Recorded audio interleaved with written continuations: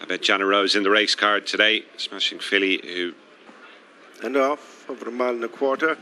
The Group 3 Shira'aa Racing EBF Jannah Rose Stakes.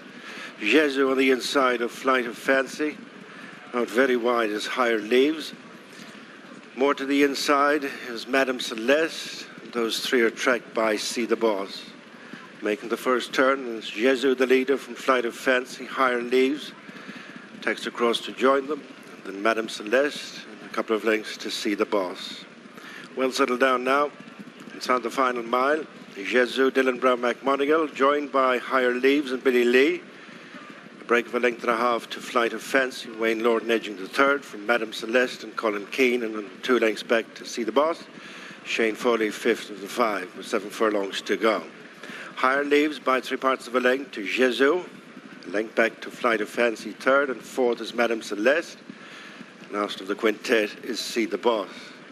Reaching the final 6 furlongs in the Shira'aa Racing EBF Jannah Rose Stakes, Group 3, mile and a quarter, is Higher Leaves by under a length to Jesu.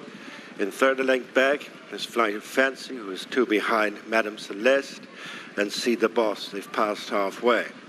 Higher Leaves maintains an advantage of a half over Jesu, tracked for home by Flight of Fancy, and then Madame Celeste and See the Boss. Their heads turn for home. And Jesu on the inside, back level with Higher Leaves, a break of a length and a half to Flight of Fancy and Madame Celeste, together 3 and 4.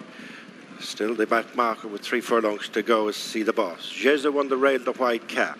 One out from the rail, and the maroon and white is Higher Leaves.